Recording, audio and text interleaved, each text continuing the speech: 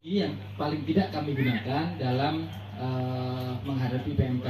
Yang pertama adalah Domba Duafa punya kandang sentra tersendiri, gitu ya. Ini sudah masuk di tahun kedua, teman-teman semua ya. Kita Domba Duafa Jawa Timur ini tiap tahun minimal 2.000 ekor yang kita salurkan. Nah ini kita punya sentranya di sini ada sentra namanya Dede Madiun. Kapasitas kami ada di sini sekitar 1.000 ekor. Kemudian di belakangnya ada plasma. Jadi strategi pertama menggunakan sentra, kemudian yang kedua adalah plasma yang dikelola oleh peternak lokal. Kenapa Dompet Duafa mempunyai sentra dan mempunyai plasma? Yang pertama, keuntungan kita mempunyai sentra adalah bagaimana Dompet Duafa bisa mengontrol sendiri kesehatan, kualitasnya, kemudian kuantitinya, gitu. Jadi dengan mempunyai kandang sendiri yang cukup besar dan kita menggunakan sistem yang modern tanpa ngarit, gitu ya, pakan yang insya Allah bisa dipertanggungjawabkan secara kualitasnya maupun pertumbuhannya.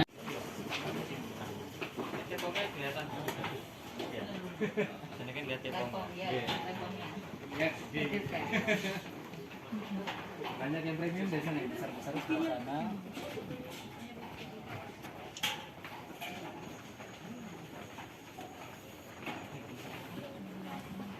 Itu apa? Iya, itu kurang sehat, jadi ya kita lepas, kita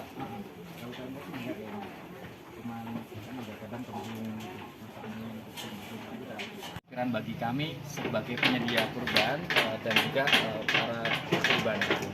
Untuk menyiasati itu, Dompet Duafa punya strategi yang pertama. Memang sejak dulu Dompet Duafa punya kandang sendiri tersentral, di mana di kandang itu kita sudah mempunyai antisipasi pencegahan, controlling hewan, kemudian pembatasan orang yang masuk dan sebagainya, dan juga pengecekan rutin oleh tenaga medis, gitu. Kemudian yang kedua, Dompet Duafa punya kandang plasma. Artinya Dompet Duafa dalam proses pengadaan kambingnya atau dombanya itu tidak dari pasar-pasar secara umum, tapi sudah memang di kandang-kandang yang sudah dikondisikan. Kita bisa tahu track recordnya, kalau memang dia sakit ada terapi-terapinya, dan kalau memang dia tidak layak untuk dikurbankan, kita juga tidak akan memaksakan dulu itu. Tahun ini menyiapkan berapa?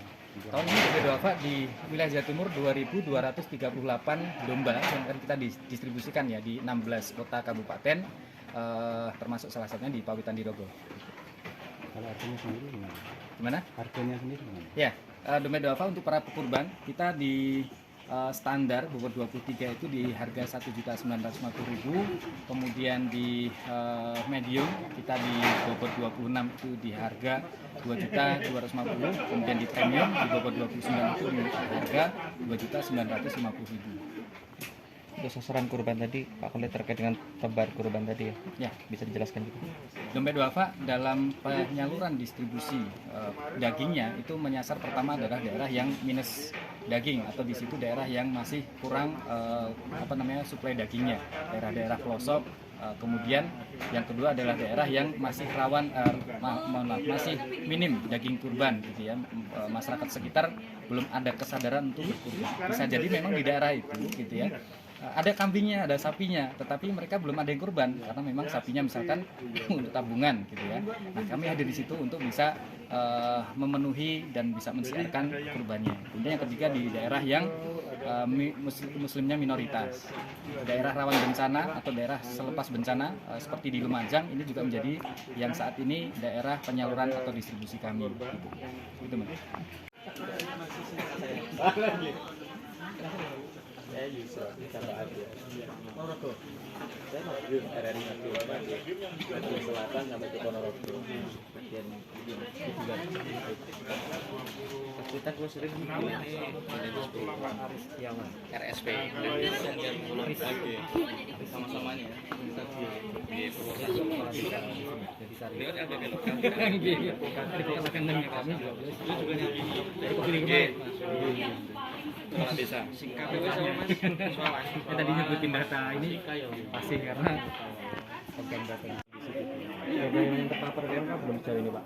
Kalau di sapi sudah banyak. Kalau di sini alhamdulillah, kalau emang untuk kambing dan domba itu gejala klinisnya itu tidak terlalu nampak. Beda di sapi ya.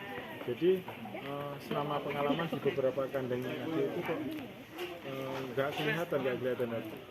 Tapi saya yakin seharusnya sudah sampai, karena khususnya di Desa Jatisari ini semua sapi di daerah sini sudah terkena PMK.